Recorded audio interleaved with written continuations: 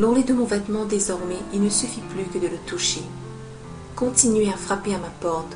Lorsque la réponse ne vient pas assez rapidement, cognez. Lorsque vous devenez las, continuez à demander, à chercher, et vous trouverez. Mais n'arrêtez pas jusqu'à ce que vous entendiez de la part du royaume des cieux. Car je vous ai promis, mes enfants, du pain, et pas les miettes de ce monde. Car vous comprenez, le jugement est venu à la maison de Yahvé. Et ce n'est pas aussi facile que de toucher mon ourlet, ou de frapper doucement pour vos réponses. Vous avez intérêt à être prêts.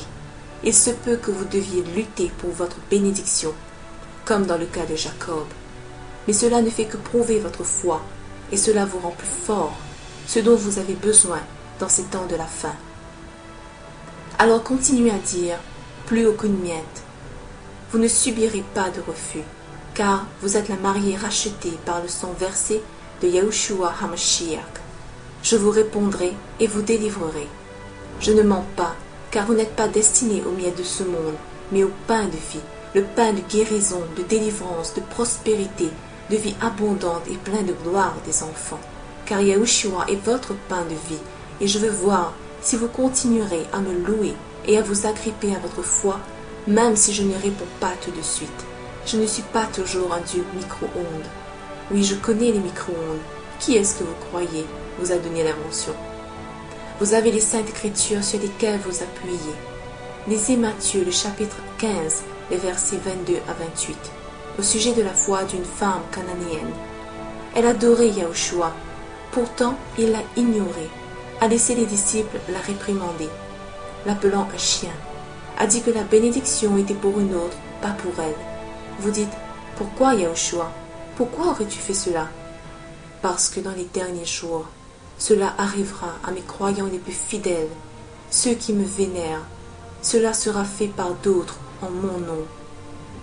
Vous serez insultés, rejetés, persécutés, et pourtant, si vous continuez à vous cramponner à votre foi, même si je ne viens pas vous secourir tout de suite, alors comme cette femme cananéenne, vous serez récompensés. Car je verrai à quel degré votre foi est grande. Car dans ces temps de la fin, je prépare mon corps de cette façon. Lorsque je reviendrai, combien seront accrochés à leur foi? Combien tourneront leur dos lorsqu'ils m'invoquent en prière pour quelque chose dont ils ont besoin et que je ne leur réponds pas tout de suite? Vous devez leur dire d'être disposés à lutter avec moi pour leur bénédiction comme Jacob l'a fait. Je ne désire que bénir. Je ne veux que tester et voir à quel point vous désirez cette bénédiction. Continuerez-vous de m'adorer même si je ne réponds pas tout de suite? Ce n'est pas mon châtiment qui cause cela, car la femme s'est jetée à mes pieds pour m'adorer.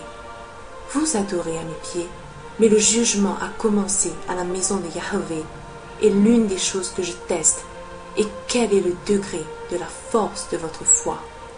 À quel degré serez-vous loyaux et dépendrez-vous de moi?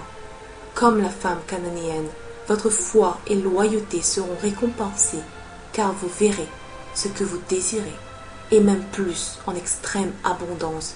Je déverserai mes bénédictions comme une rivière qui déborde. Vous aurez tant de joie, et je vous bénirai tellement que vous serez forcés de donner aux autres.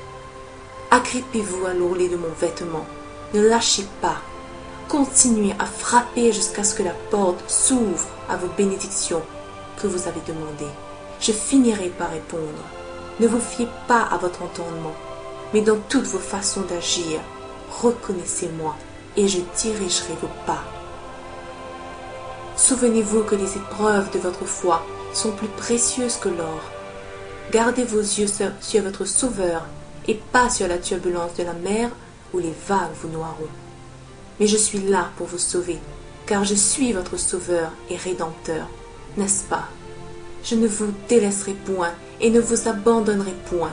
Je sais combien de pression mettre sur l'argile avant qu'elle ne se brise, à travers combien de feux je permets que vous traversiez avant d'être consumés.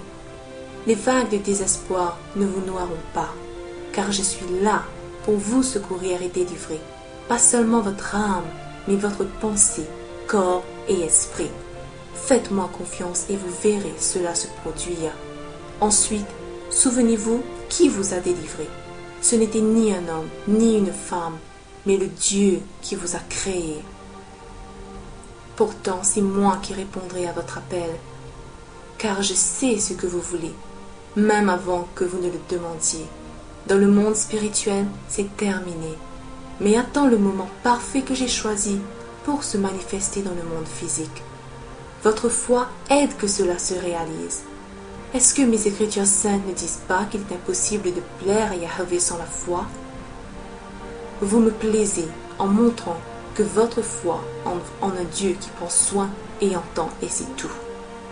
Vous montrez votre foi lorsque vous vous rendez compte que vous ne pouvez pas vous délivrer vous-même, mais avez besoin de moi, votre Sauveur, pour vous délivrer, et ainsi je le ferai. Car ne suis-je pas votre Maître et votre Sauveur? Est-ce que le Dieu que vous servez est sourd? Non. Est-ce que mon bras est trop court pour vous délivrer? Non. Est-ce que votre foi est en train d'être testée? Oui. Est-ce que je désire vous bénir? Oui. Est-ce que vous serez l'un de ceux qui continuent de s'agripper à l'ourlet de mon vêtement et continuent de frapper? Serez-vous un de ceux qui se lèvent et attendent ma délivrance et les bénédictions que je vous ai promis? C'est votre choix. J'ai parlé ce jour à travers cette servante. Alors vous comprendrez pourquoi certaines choses promises ne se sont pas encore réalisées. Continuez à vous accrocher avec la quantité de foi que je vous ai donnée et vous aurez enfin la délivrance. Donné au prophète chéri Elijah.